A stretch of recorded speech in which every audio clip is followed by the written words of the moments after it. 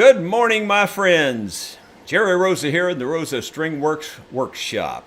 The title of today's episode is She Loves Chocolate and My Name is Jerry, J-E-R-R-Y. So many people spell it with a G, but it is a J. In fact, I was born in the 50s and I was named after two people. Jerry Lee Lewis was really popular at the time, and just so happens he was kind of big in music. You know, maybe that's part of the reason I wound up in music. I don't know. And Lee is also my grandfather's and my mother's middle name. So they just threw it all together and, you know, named me after that piano player singer guy. And yet kept the family name going too. So anyway, Jerry is the correct spelling, J-E-R-R-Y. And you're going to love what we have to tell you about chocolate. In fact, there's a whole lot to tell you about chocolate. I don't know if you can see how long that letter is. But you don't have to worry. I'm not going to stumble through it and read the letter. I had Melissa read it, and we recorded it. And we've also put together a little video montage with that, and you'll see that a little bit later in the program. I also wanted to tell you that, by the way, I have a little, agenda here, just so I can stay on track, because I have a lot to cover today. I also wanted to tell you that there will probably be time for questions and answers at the end, so be sure to get those ready. I thought I'd give you a quick status of just kind of what the shop is doing today, or, you know, if you look on the shelf today, what we have in the shop, and that is we have 13 instruments in for repair at the moment, and we have around 4 or more to build from scratch, and one of those is laying on the table right back here, the mandolin. Kind of give you a quick preview there. And so that's the state of the mandolin. And that guitar is that 67 Martin guitar that I am working on presently to more or less restore. That baby was in a world of hurt. So that you'll see those videos coming down the road.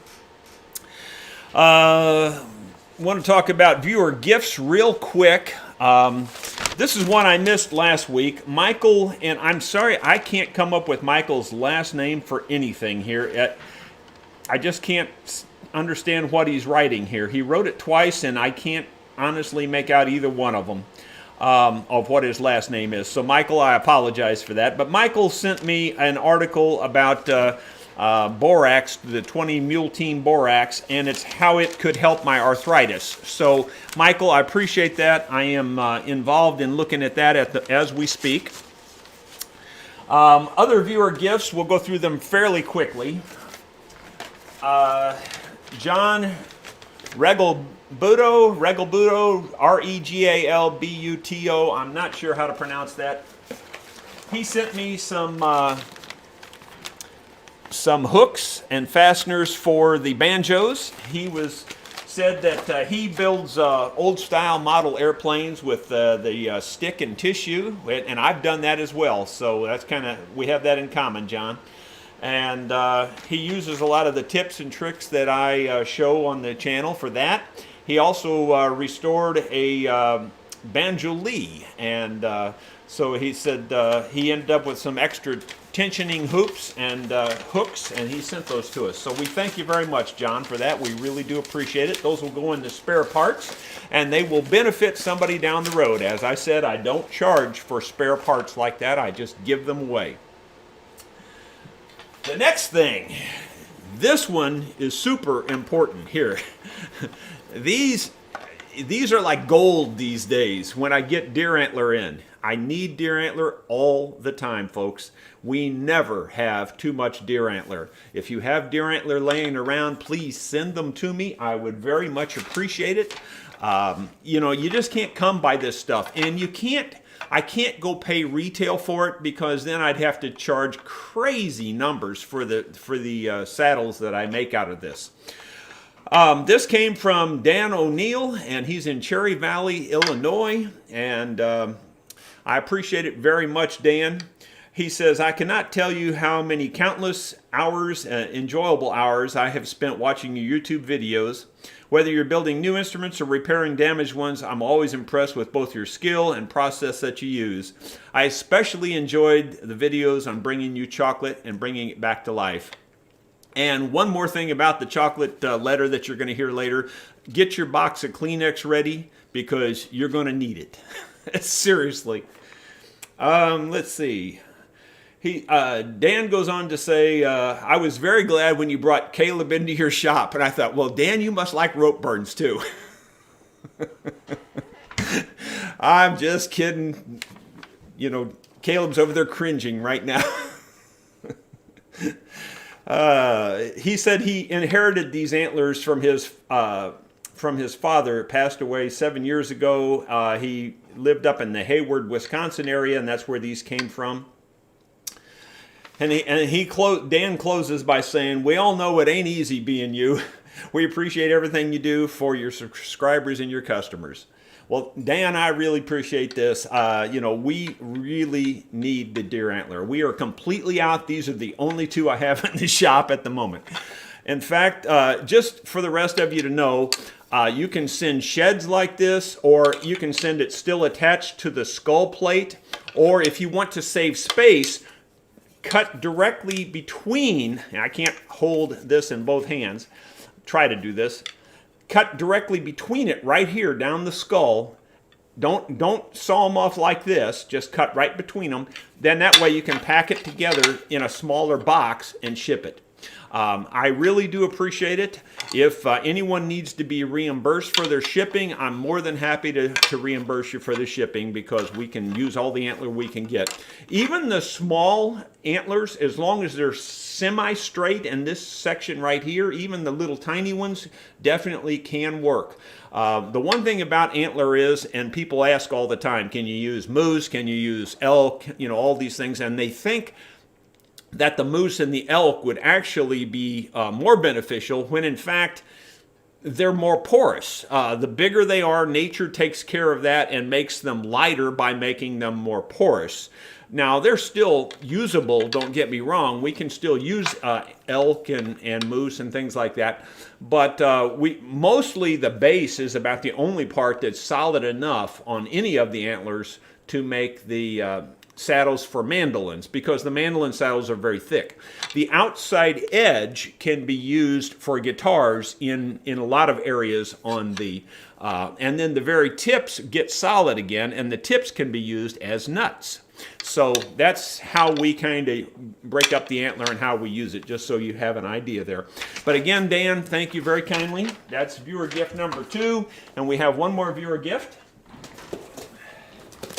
And this came from Dave, and I'm going to assume Dave's last name is Elliott, because on this side the return address says Elliott, and on this side the letter just is signed Dave. So I'm assuming his name is Dave Elliott, and he's from up in Gresham, Oregon, it looks like. And here's a box of old mandolin and guitar parts left over from repairs. Sure enjoy your videos. Learning a lot, he says. Well, he sent a real nice box of stuff. I'm not going to go through it all, but there's pick guards in here, all kinds of tuning machines, some other pieces, some tail pieces, different additional pick guards, just a lot of stuff. And I really appreciate it. We will go through all this and separate it out, and we will put it in our spare parts bin. And as I've already said, we don't charge for any of these parts. They will help somebody down the road, you guarantee it. And by helping somebody else, they're helping us as well, because it helps us fix the instruments, of course. Let's see, I believe that's all the viewer gifts. T-shirts. I'm wearing this t-shirt today because it is appropriate. The hands just aren't getting any better. In other words, this says, I was better, but now I'm getting over it. And that's the truth with the hands. They are getting almost worse every day. And, I don't want to harp on it, but seriously, they're really hurting. And I don't know. There's a definite date on the calendar on the hands, and I don't know what that date is. But my dad gave up on pretty much everything much younger than me. He had arthritis in his hands and his spine and back like I do, and he gave up somewhere in his later 50s. I would say around 55, 6, somewhere in there. He pretty much just quit doing anything because of all the pain. I'm a little bit more like my mother, a little bit more stubborn and a little more determined. And I don't plan to quit until I just can't do it anymore. So I'm going to keep going as long as I can, but there is a definite date on the calendar. I can tell you, I can feel it coming. So, by the way, on the T-shirts, just so you know, you can get them on my website, and there's 5 different choices. And in addition to that, we got in some special order 5X T-shirts. So, we normally only go up to the triple extra large, but we do actually have a few, I think maybe 4 5Xs in stock, and those are the ones with the logo, just the big logo on them. They're the kind of tan colored, I think, or I'm not real good, cream colored, tan colored with the logo. So anyway, we have those in stock. There's only like 4 of them, I think. So if you want one of those, contact Melissa by email, rosastringworks@gmail.com, and just address it to Melissa and put maybe T-shirt in the title of the message. And so we do have a few of those. That'll be first come, first serve. I might also add, if we don't have your size in stock, if you contact Melissa, when she's ordering other shirts, she can potentially order a size that will work for you. So just because it's not on the website, don't give up. You can talk to Melissa about it, and maybe you can get something, work out a deal. Okay, the next thing, and this one we have some video on, I believe. And if you guys recall, you'll remember that, it's been a year ago now, maybe a year and a few months. I worked on an upright bass. It was an Engelhardt upright bass. It was a Swingmaster ES9, and the lady that owns that bass lives in the general area here, and I ran into her voting day, actually, and she wants to sell that bass. And she,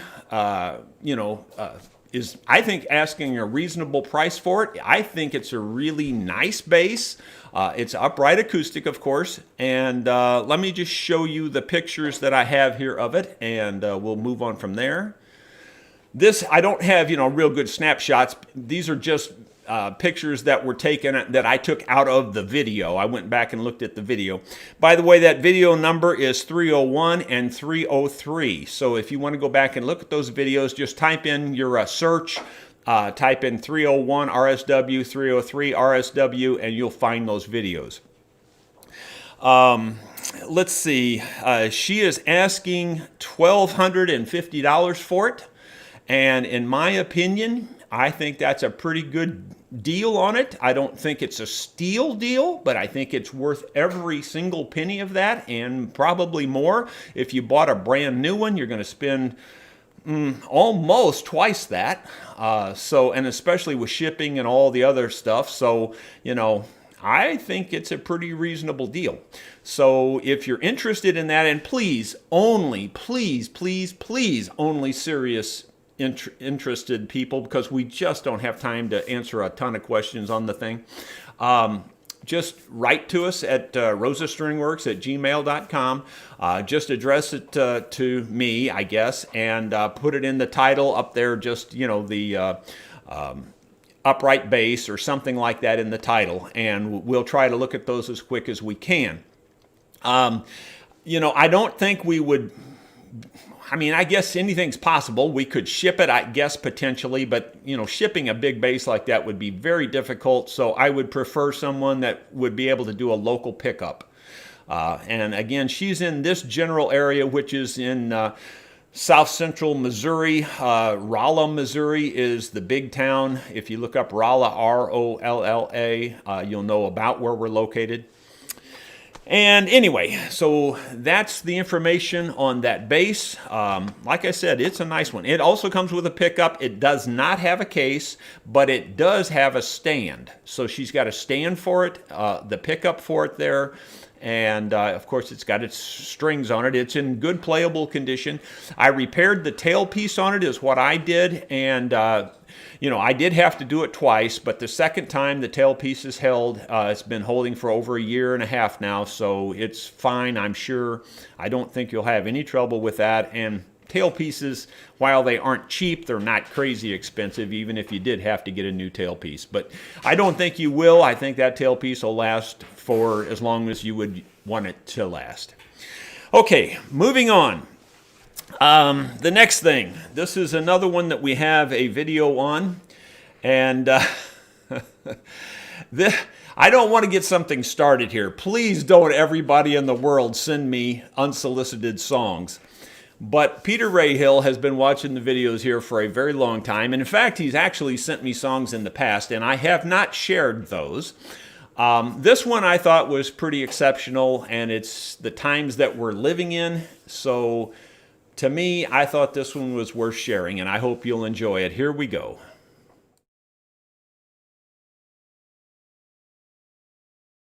1, 2, 3, 4.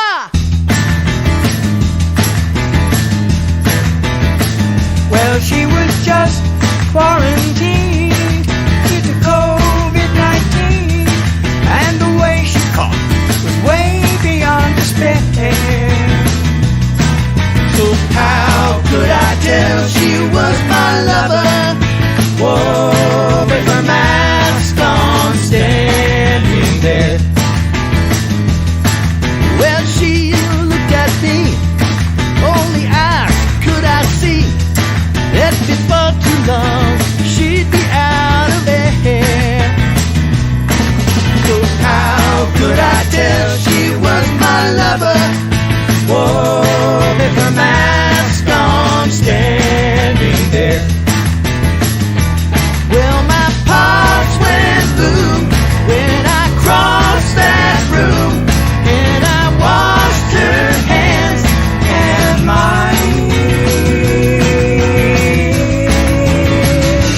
Oh, we danced through the night, couldn't hold each other tight, 6 feet apart.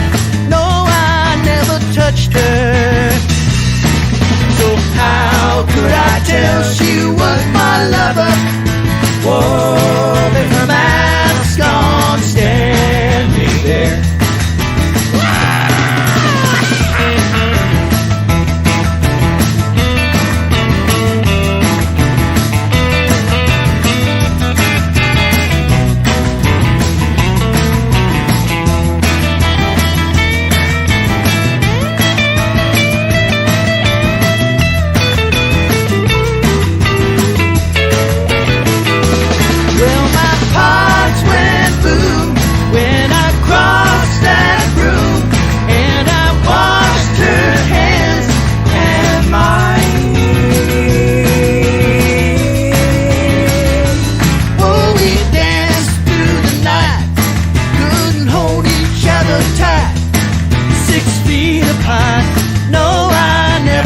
Her.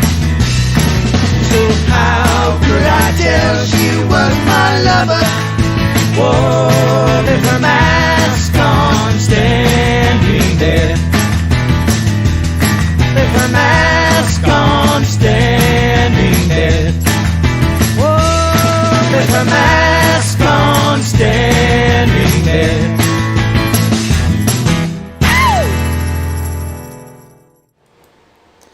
Well, how about that? I thought that was done very well. Peter, you did a great job on the lyrics there. Hope everybody enjoyed that. I sure did. And I noticed in the comments, we got a comment from the Peanut Gallery. The Peanut Gallery said, when will you have time to put the siding on my tack room? I have been waiting 1 year, and I really would like to have it started. It could be my Christmas present. If you have no idea what I'm talking about, that note was from my wife. So I guess this is the most effective way she could find to embarrass me and ask me a question. And so there you go. Yeah, well, I'll get around to it. Let's just put it that way. Okay, moving right along. Let's see. Okay, so that was Peter Ray Hill's song, and I thought Peter did a wonderful job on that. I really did. If you could just, maybe you might have to go back on your own time and listen to it again. You could search on it, I'm sure, and find it there. Or you can listen to it again in this video, which would even be better because that gives me extra views, see? So that would even be better. All right, before we get to the chocolate video and all that, let me just talk about a couple of more things here. Door stops. I affectionately call them door stops. They are the cutoff pieces from the necks when I'm building mandolins and guitars and things. I sent out 16 of those to my Patreon supporters, and I've been getting some very nice feedback back that they love them. They're basically just a souvenir. That's really all they are. They will work as a doorstop, I mean, because that's the shape they're in. But I also embossed my logo on top of them with the laser cutter, and then I oiled them down, and so they looked real nice. I sanded them, you know, so they were finished looking, and you know, anyway, they were very nice. And I sent those out to the first 16 of my Patreon supporters that asked for them. And so it was a first come, first served basis. The next thing, just a note, Daryl Blanchard, I believe he lives in Oklahoma. I think he's made reservations at our retreat. And he's coming, I think, in the first part of December, if I'm not mistaken. I could be wrong on that because Melissa told me, but in this ear and out that ear, you know how that goes. Anyway, so Daryl is going to be coming, and I met Daryl down at Mountain View, Arkansas, and he said he's going to bring his chainsaw and help me cut firewood. And on that note, those of you who don't know, I live in a very large one-level house. It's almost 7,000 square feet, 144 feet from one end of the roof to the other end of the roof, and 80 feet deep from this side of the roof to that side of the roof. That is huge. And it's all concrete floor and hard to heat. Oh my gosh. There's no thermal break. And so I've already started cutting firewood in my spare time. And I have cut quite a bit. And fortunately, this year has been a little bit milder than normal, and we haven't actually started the wood furnace yet, which is a first. We've never gone this late before. But anyway, Daryl, if you're up for that challenge, bring that chainsaw, baby. We'll wear that sucker out. So anyway, that's mostly to let you guys know that we do have that rental house here, and you can come and stay a day or two or longer. We also have that ability to, if you want to bring your instrument, have me fix it, set it up, do whatever, while you wait and stay at the rental house. I have a rate for that also. It's a little more expensive, but some people don't want to ship their instruments, and it's worth it to them. So, and several people have done that. So the next thing I wanted to tell you about is Guillermo Molina. He's down in the, I want to say that he's in the Caribbean. He's on an island, and I think it's Puerto Rico, but honestly, I don't remember which one he's on. It might be the Dominican. And kind of thinking that it is now that I think about it. But anyway, he contacted me several years ago, and he's responsible for that intro and the outro that you see on all my videos. He did that for me free of charge, sent it to me, and I've been using it ever since. And I really, really want to thank Guillermo for that. Guillermo is working on a new intro and outro for my videos, and it's going to be even neater. It's going to be very fancy, very cool, and I am contracting with him to pay, to pay him for his work this time, and I really do appreciate it. So if you're looking for somebody that can do graphics for you like that, for your, YouTube channel or whatever, you need to contact this Guillermo Molina. If you want to know how to contact him, just get a hold of us here at rosastringworks@gmail.com, and we will put you in touch with Guillermo. So thank you, Guillermo, for that, and you'll be seeing that before too long, I'm sure. The next guitar video will be released today. That's the guitar that I was building, the California Gold guitar. It is completely finished.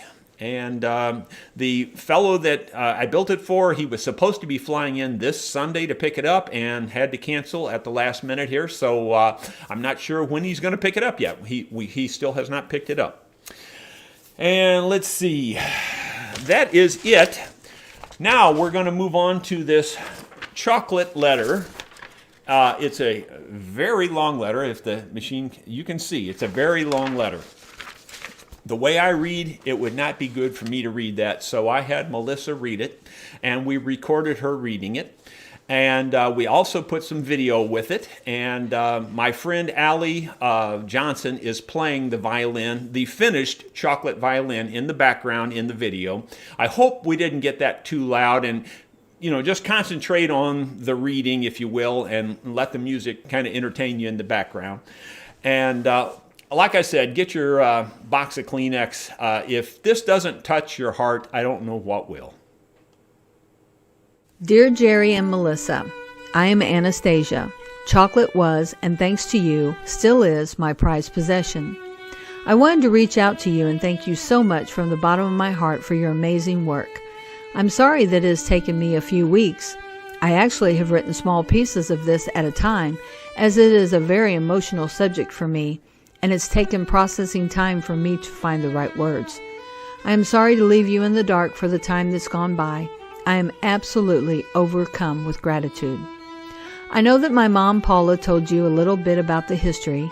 Here's a bit more from me, and feel free to share my message with all of your amazing followers who got to witness this transformation, all the while with me not knowing this was happening. What a surprise. I am overjoyed and overcome. It took me some days to be ready to write to you. I started playing violin when I was 9 or so. I learned Suzuki method and also took fiddle lessons and played in a local jam session in West Virginia where I grew up. By the time I was 11 and we moved to Australia, it had really become my passion. Playing was my quiet place, my meditation, always my challenge, a driver of ambition and self-improvement. I was very lucky to get a scholarship to go to Churchlands High School in Perth, Washington, where I was able to be surrounded by music and get more technical theory and oral training. It was an incredible experience for me to spend a couple of years there. I eventually ended up coming back to West Virginia to finish high school and live with my grandparents. In addition to being not the most dedicated or studious violin playing high school kid, I played sports and didn't practice the 4 hours a day mandated by my teacher. I still kept my passion and intended to go to a conservatory and become some type of professional musician if I was lucky. During this time, my mom and grandparents decided that I was serious enough to finally get a very good violin. I was always very shy about my playing, unlike the rest of my very extroverted nature.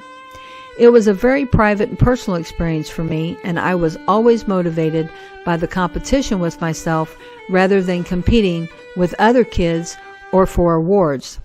I was scared to go to a huge violin shop and be overwhelmed by the options, so I chose to do a consultation to get violins sent to my home from William Mowing and Sons in Philadelphia, which to many of us in the community was a huge loss when the family business closed some years ago.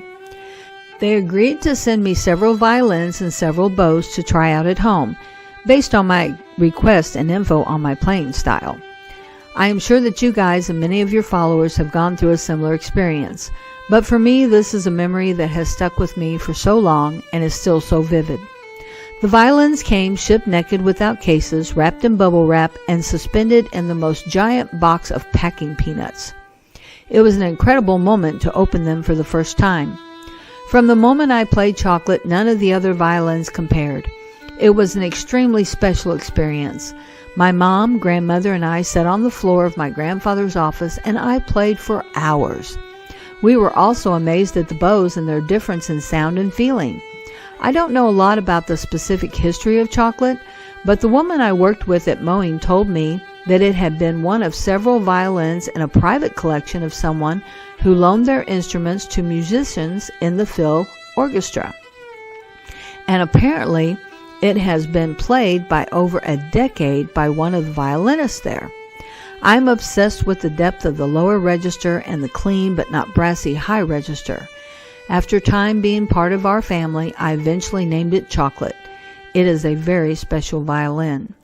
Later, I was also very fortunate to receive a scholarship to attend Interlochen School of Music for their summer program, and there Chocolate and I had more life-changing times.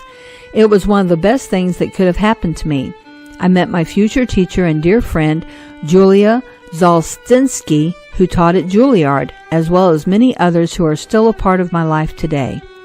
Since then, Chocolate has traveled all over the world with me and has been a continued source of pleasure. I will also say that these experiences for me, Churchland School and training, getting to purchase Chocolate, and going to Interlochen seemed to me then, and still are, insanely luxurious experiences that have never been taken for granted.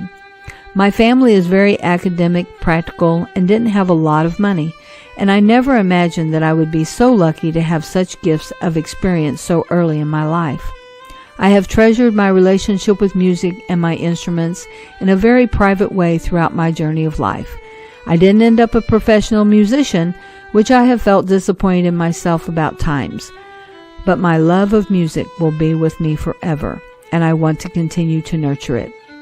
When I moved back from California, Chocolate got broken, and all I can tell you is that it was a different type of transcendental experience this time. I have never been so upset about anything in my entire life. As my mom told you, I could barely speak about it for years, literally years. It is an image that I couldn't get out of my mind, and it felt like I was living with a dead person that was hidden in the closet. I cannot tell you the years that shaved off my life. It was completely terrible. When my mom and I were both sobbing, she asked, "Do you think it can be repaired?"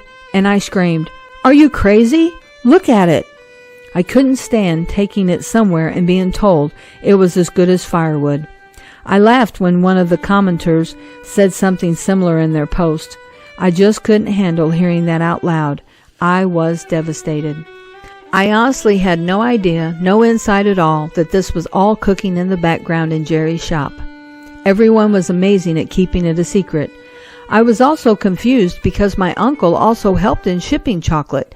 And so when he showed up at our house with a huge box, he's an artist, I wondered if it was some sculpture or art he made. I had absolutely no idea or context as to what was in the big box being given to me. I continued to be stunned. I'm sure you could tell from my video that I was almost beyond emotion. It was like seeing a ghost. It was so insanely beautiful. I still cannot believe it is real. I then had a totally new education. Watching all the episodes, video of the repair, and to my amazement, people all over the world have been watching and getting excited about my Chocolate. I stayed up late into the night watching them, and everyone's excitement in seeing it happen brought me to so many tears. Thank you to all your followers who hoped and dreamed alongside me, watching this come to life. I felt like I got to live through it right there with you all. I cannot believe that you were able to breathe life back into it, and I was so overjoyed watching the process. I am still completely shocked every time I think of it. Jerry, you are a king among men and a master of your craft. I have never seen anything like it. The scraping of the finish was both perfect, the right choice, and also gut-wrenching for me to watch. Thank you for your obsession, your attention to detail, your desire to help, and your efforts to create your own little universe that YouTube allows us all to be a part of. We've just moved into a new house in Detroit. I will send you a video of me playing Chocolate in his new home soon. You, Melissa, and each and every commenter have touched my life, and I thank you from the depths of my being for the time you spent to get Chocolate with us to this point. You've repaired a part of my heart and my world that was broken, and that I never thought could be put together again. I am infinitely blessed that my mom found you, that the love of my life, Aaron, and my Uncle Steve and grandparents conspired, and that Rosa Stringworks was able to give Chocolate a second coming. Thank you. I cannot say it enough. Please know how much your painstaking work on Chocolate is appreciated. I will send more videos for you over the holidays. Sincere love and gratitude, Anastasia. Well, that was a very nice, very well written letter, and we have not received her video yet. Something happened, I guess, and it just didn't get attached, and so we are working to try to get a copy of that video. And if we do get it, and she allows us to, we will share it with everyone. So I couldn't be more pleased or more happy that she was that happy about it. Some of you might think that I should have expected that, but to be perfectly honest with you, you can't expect anything when you're trying to please a musician. I don't say this to be mean or negative or anything like that. It's just a fact. It's just a reality. I've done some of my very, very, very best work, hand it over to a musician and have them just rip it apart. I've done some of my work that I wasn't very proud of and had them just praise it to high heaven. And you never know what to expect. So I was holding my breath. I was on pins and needles waiting for Anastasia's reply, and I couldn't be more pleased. I am so very, very happy. And I'm so glad that that violin is back in service and that it will last 75 to 100 more years. Shouldn't have to have any more work done to it for a very long time. So there you go. Many people have told me how they cried when they saw it come to life, and some people are talking about that right now even. So, if that doesn't touch your heart, I don't know what will. People are talking about which oil do you use on your guitar necks. If it's an unfinished neck, I would use an oil. If it's got a finish on it, me personally, I don't think I'd put oil on it. It won't hurt to wipe it down with, say, linseed oil and then wipe it back off. Boiled linseed oil is what I'm talking about. But then wipe it right back off. If your neck is all chipped up, I would wipe it down with linseed oil and then wipe it back off. People do talk about lemon oil. We have just come up with a new product here that we like pretty well right now. I don't know any reason to dislike it. I hesitate saying go to this, but on the other hand, I like it pretty well. And that is this stuff right here.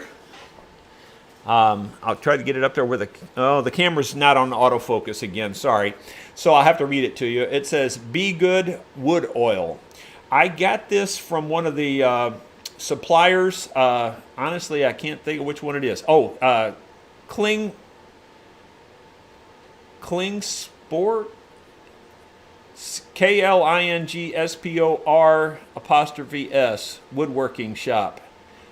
That's what it says. But anyway, I know they're a supply company, and for woodworking supplies. I do buy stuff from them, but I can't really think of their full name there. It's kind of abbreviated, I think, on this label. But anyway, Be Good Wood Oil is what this is. Now this has this is supposedly like food grade type oils, and it's got beeswax in it, and it seems to work really well. That's what I put on all of the door stops that I sent out to my Patreon supporters. So it's really good stuff. I like it. They don't give it away. It's not real cheap, so don't go buying it expecting it to be $3, because I think it was around $20, something like that, for it with shipping and everything. Maybe a little more even. Okay, so let's start looking for questions and answers, because we're pretty much to that point now. To answer my wife's question, I'll get around to it when I can. That's the first answer. Hey, well, actually, let me, this is not made up. I didn't make this up for the video. she's asking about working on her tack room. Here's my list of things to do. These are just the first 3 items, and trust me, I could put 20 items on here without even taking a breath. The first one is fix the sink in our shop, and it's in bad shape. It's going to be hard to fix. It's not in bad shape. It's really going to be hard to get to fix it. That's the problem with that. I have to fix my dump truck, which we use to haul firewood back and forth. I just dump it at the wood furnace, and I have to fix it. It's not running properly. I also have to fix our big bobcat, which is what I use to split the wood, and it's not running properly. Those are just the first 3 items I have on my list before I get to her tack room. So, it's not easy being me. I've told you that. All right, let's look and see if we can find some questions here. I'll back it up a little bit and see if I can find any.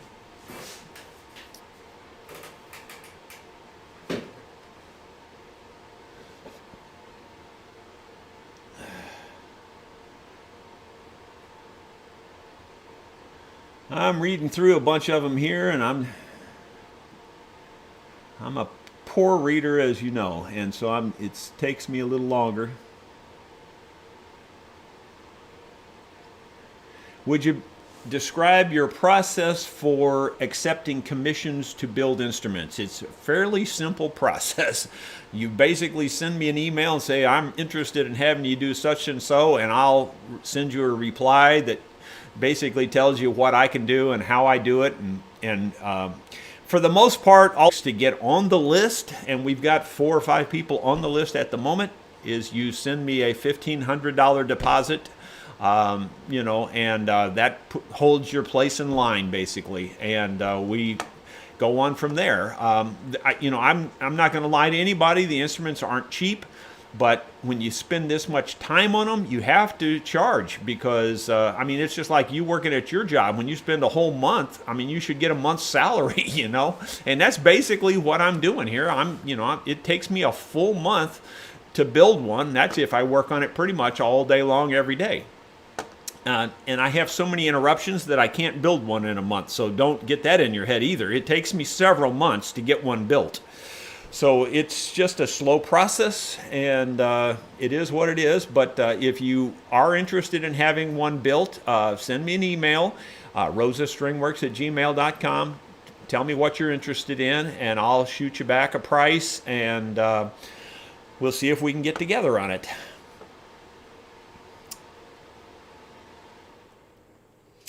Brian Kint says, everything about chocolate is special. I am still impressed that Jerry did the job of restoring chocolate, and so will resulted as well. Congratulations to Chocolate's owner. Yes, thank you. She seems like a sweet gal. Yeah, and White Dragon says, Jerry, the wife is number 1 if you want peace. Yeah, but she also gets really cold. And if I don't get these other things working where we can haul the firewood and do all the firewood, she won't be happy about that either. So I can't win. It's a double-edged sword. I get cut on both sides of that sword. Trust me. So there you go.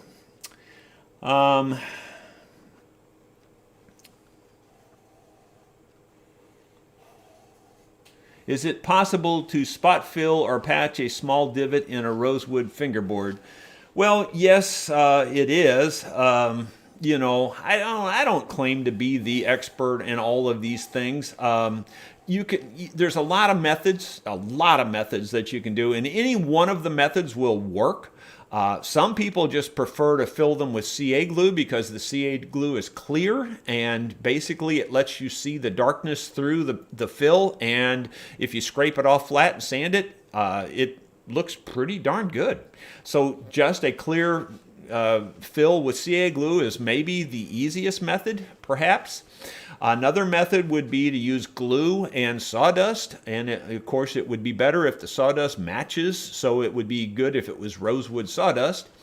That's another method, but that method, in my opinion, is very difficult because it depends how big the divot is. If it's a large divot, it's a difficult thing to fill that way because the glue keeps shrinking and shrinking and shrinking and shrinking, and you just keep doing it and doing it and doing it, and it never seems to catch up. It's kind of like the divots in with the nitrocellulose lacquer. When you're spraying it on there, it takes forever to catch up to that. The other method would be just actually using a wood filler. I like Timbermate wood filler. You can get it in all kinds of colors. I just buy the white and then dye it to my color I need, and that's good stuff. It fills it quicker than almost anything else will fill it. Yeah, you'll probably be able to see it a little bit, especially on rosewood, but if you dye it brown, you can do a pretty good job. So there's a bunch of different methods that you can do it, and in fact, there's probably an infinite number of ways you can fill a divot in a rosewood fingerboard. The first one I mentioned is probably the easiest, and really, believe it or not, looks pretty good most of the time. So you might just try the CA glue thing. The wife's list is always first. Yeah, sorta, kinda. But like I said, her list includes stuff on my list too. And she likes to use the Bobcat too, and it's not working either. So like I said, I can't win. I'm hosed on either direction I go. Have I ever laminated a top that was sanded down too thin? Or would you just replace the top? In other words, relaminate it? Yeah, if I had to go to that extreme, I'd just replace it. That would be the way to go there. Or, I hate to say this, obviously, but I potentially just get a different instrument. If you're dealing with a laminated instrument anyway, and even the top is laminated, I guess it depends on the instrument. But you might just consider that maybe it's a good practice instrument to practice work on or something, but you might just want to get a different instrument. But for sure, I'd probably go to a different top rather than relaminate the top. Have I ever built a resonator mandolin? No, I have not. I am very seriously considering building a resonator guitar. Yeah, it's something I really, really, really want to do, but I just can't get to it because of all the other things I have to do. Giggle fits, I will guarantee you. He must be talking to someone else. Let's see. Watching from Spain. Love your videos. Learn a lot. Please keep up the brilliant work. Thank you, George. I appreciate that.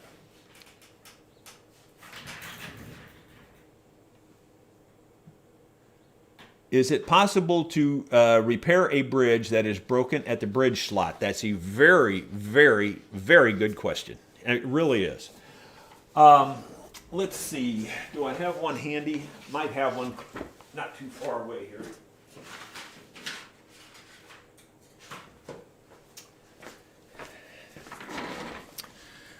Here's, a bridge, and what happens a lot of times is the bridges crack right down that line. That's the weakest part, of course, in the bridge because of that deep gouge or cut through there. And what happens, the reason they crack through there, first of all, is the thing you should understand, especially on a tall saddle and especially on a loose-fitting tall saddle. But a loose-fitting saddle, in any case, causes it to lean forward because the string tension is always pulling forward, pulling forward, pulling forward, pulling forward until it cracks it. And it will break it there eventually. So make sure your saddle, first thing is prevention. If you look at your saddle and it's leaning forward, you are a potential candidate for a crack across your bridge. I'd fix that before I do anything else. Get it straight up and down. Make sure it fits in that slot very snugly. Okay, so now it's already cracked. What do you do? Well, the truth of the matter is you are up against it. That doesn't glue very well. That doesn't fix very well. You can try the CA glue and trying to even clamp this back tight if you can and get the CA glue down in there. I would say your odds are slim to pretty darn low that it will work. It's almost an impossible fix because there is so much tension on that saddle and the strings pulling forward. There is so much tension there. You really don't know how much tension there is there. It's a lot. And you can't hardly get that to hold. So I would say just good luck. You know, it's always worth it to try it. Sometimes it will hold. I've actually had one or two that have held, but it's pretty rare. So if I were you, you probably are going to have to take the bridge off, put a new bridge on. That's probably what you're going to have to do. Some people may disagree with that, but that's my experience, and I'll have to stick to that because that's what I've seen.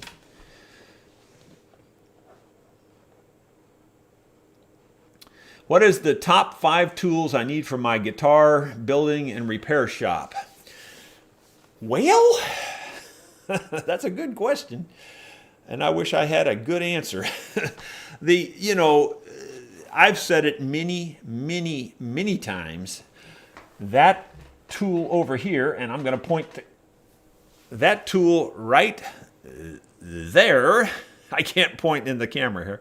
That tool right there that I made is a tool that I don't know how anybody gets along without a thickness sander like that. I am constantly having to make something, and I'm sure Caleb would have to agree, that we constantly are making something that has to be an exact size. That makes them exactly the right size. So if you don't have a really good thickness sander of some sort, I think you're up against it.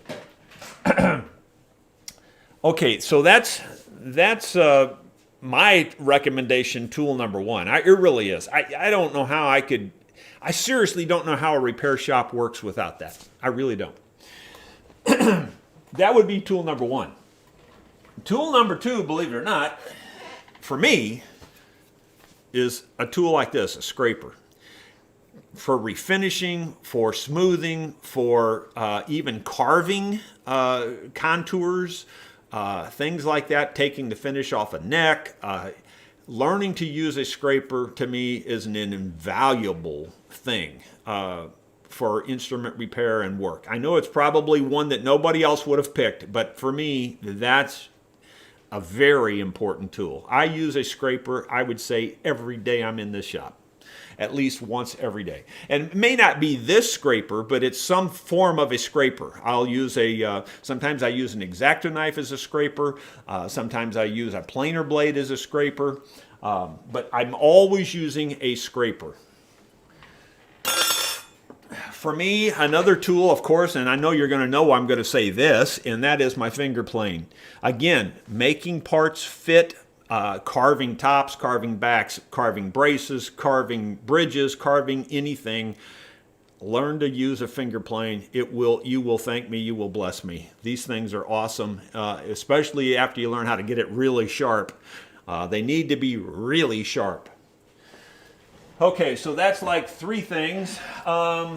A 4th thing, maybe something more practical. Let me think about it. Well, you got to have a gazillion clamps. You can't have too many clamps. I couldn't even count how many clamps we have in this shop, and there's a bunch. I mean, seriously, a bunch. I would say we have 100 clamps easy. I don't think it'd be hard to come up with 100 clamps because there's so many different kinds of clamps. There's even clothespins are clamps. I mean, you just need all kinds of clamps. All right, so that's 4. What would be my 5th one? Well, if I had to talk about one machine tool, it would be a bandsaw. I don't think there's hardly a day goes by in here where we're not using the bandsaw also. You could get by with a hand saw, a coping saw, lots of hand tools. You could get by with that. But if you're really wanting an important tool that I don't think you can be without, that would be a bandsaw. So those are my 5 top picks that are just off the top of my head without giving any further thought.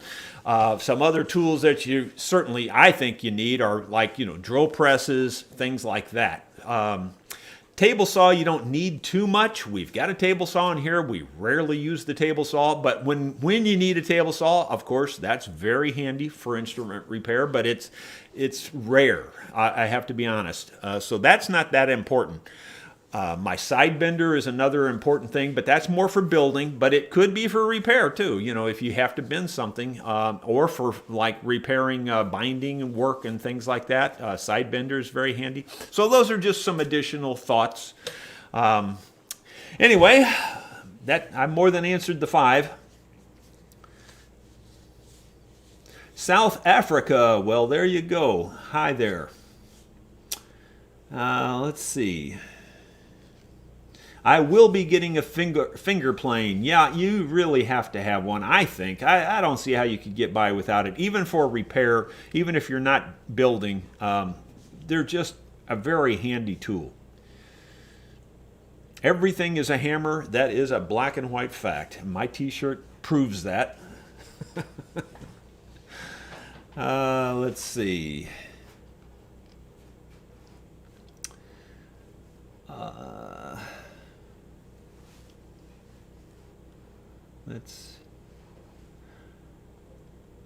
Okay.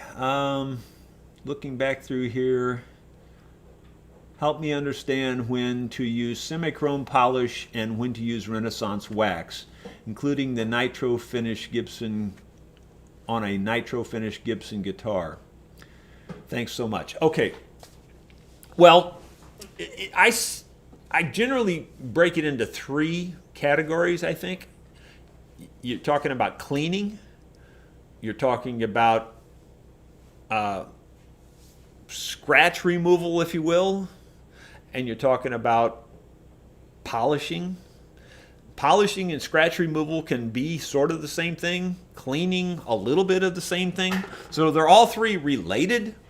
But cleaning, I generally try to go from the softest thing I can come up with, which is water, up to something more powerful like, maybe lighter fluid to clean off something that's sticky or something like that. Lighter fluid generally doesn't damage finishes.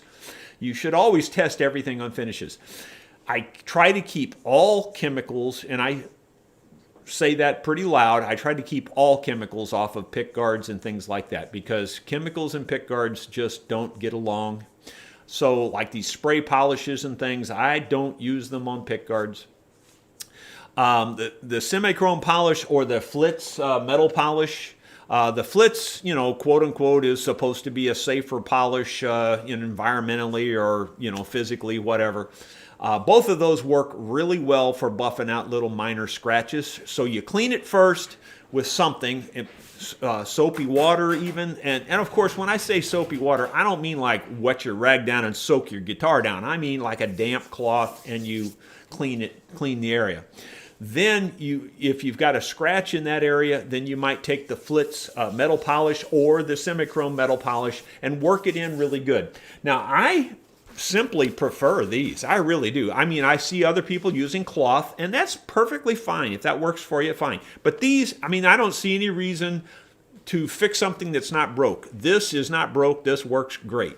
A soft clean one of these. Now, don't get the quilted version of this. Get the smooth version of this. The smooth version of these Blue Shop towels, and you just work it like this. With a little bit of that polish right on the end of there, your semi-chrome or your Flitz, and you can just buff something out, just make it beautiful. So I think that's all you need. Then I take the Renaissance wax and top it off after that. The Renaissance wax is your final coating. It's what goes on top of everything else, and it does a nice job. The Renaissance wax, I can't swear to you that it's safe on everything in terms of pick guards and stuff. I typically don't put it on pick guards, but if anything is safe, I would say your Renaissance wax is probably one of your safer products. They claim that they put it on all kinds of priceless treasures. They put it on artwork. They put it on everything. So, if I would say it's as safe as something like that could be. So there you go. Those are my 3 tips there: cleaning, buffing, scratch removal, and then the actual final waxing or polishing. I prefer the paste wax over the liquid waxes. I really do. The liquid waxes have just too many chemicals in them and can cause too many problems, in my opinion. Everybody has an opinion. That's mine. Let's see. How do you deal with mold inside a very old mandolin? Well, I'm not sure I know the best way. I have actually used some of the mold cleaning products that you can buy at your hardware store.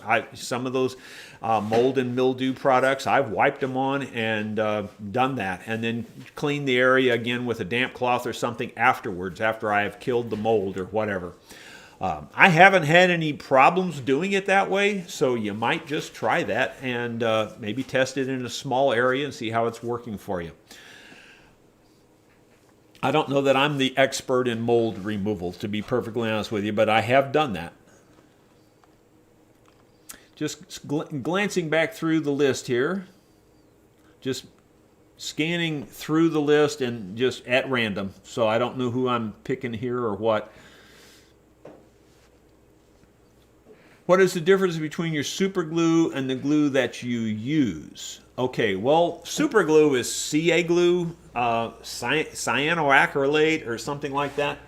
And, I'll just pull out the different glues here that we typically use.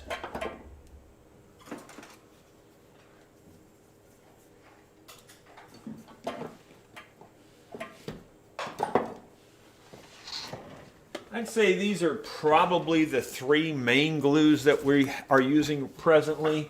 There's one other one here that I can't find at the moment. But anyway, these three. This one is just regular wood glue, which is, in my case, it's Type Bond Original. That's what I recommend. I think it's the best glue you can use for gluing instruments together. And that is because it is heat and water soluble. I mean, you can break this loose with heat and water. CA glue is just, that's all it is. It's just cyanoacrylate. And it is it's that instant glue. Super glue is what they refer to it as. You can use this for a lot of things that you can't clamp. That's the way I typically use this. If you can't clamp it, then, like because of the weird shape or there's nothing square to clamp to or whatever, this is what I typically use in a case like that. But only in a case like that. I don't go to this. This is not my go-to product most of the time.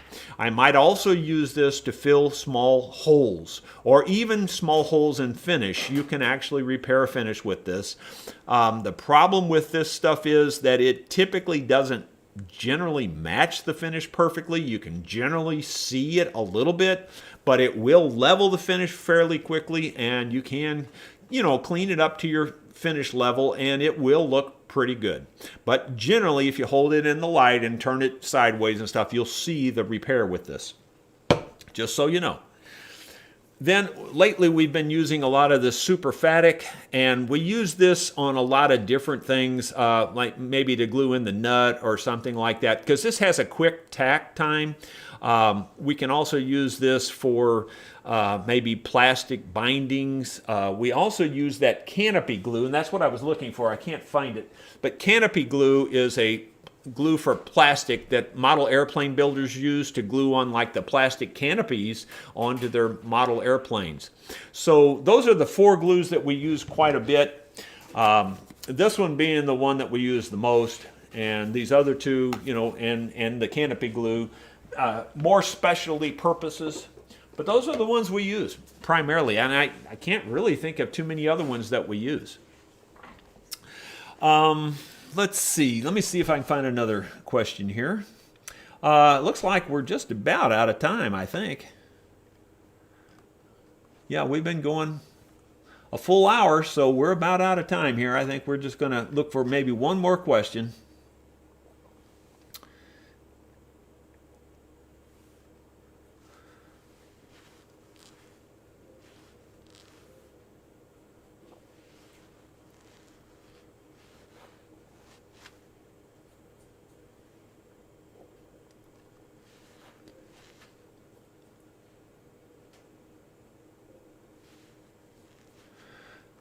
Rasmus says he's going to be going to luthier school in, looks like he says 1 to 5 years, I guess. Mainly for guitar, maybe mandolin. Do I have any tips?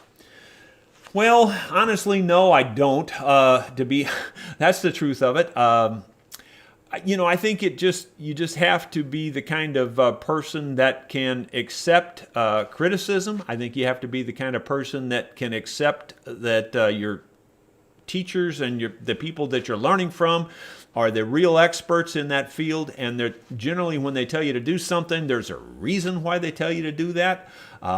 Generally, there's a reason not to do something else, and that's why they say do what they recommend, So I guess if you're a kind of person that can take direction, that would probably be my biggest tip.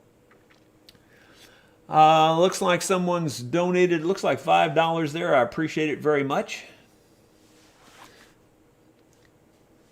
Hello to the folks in Millimeter Land. I'm just going to close with a editorial, and I'm debating on whether I should do this or not. I've mentioned many times I don't do political statements one way or the other. And this is not really a political statement, but it is a statement about our politics in the U.S.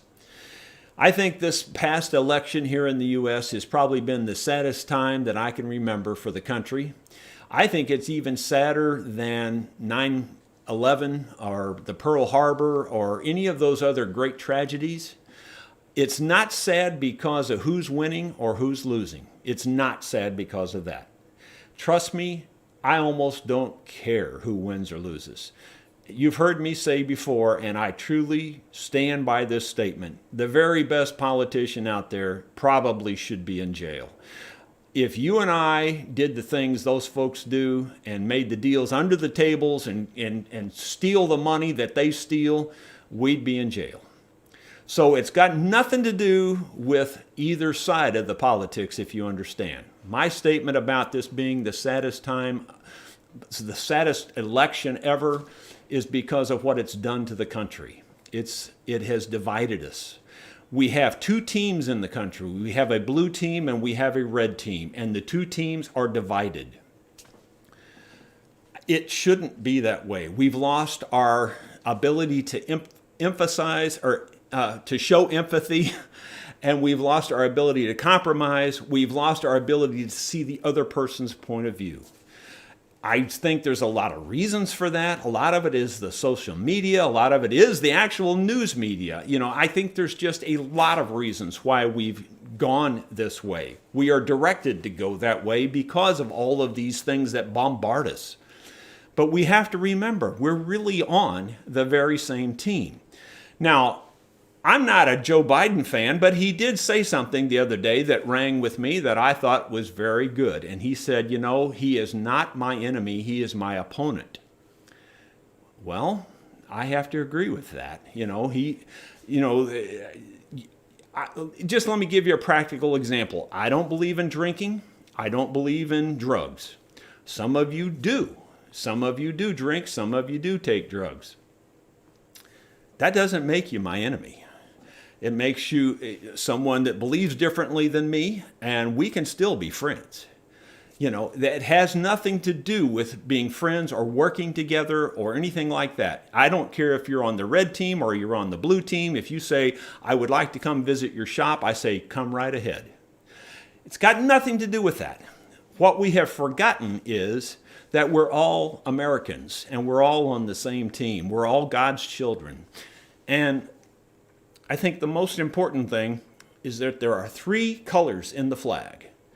There's the red and there's the blue, but there's the white that is not supposed to divide us. It's not supposed to be a dividing line. It's supposed to be wrapped around us and pull us together.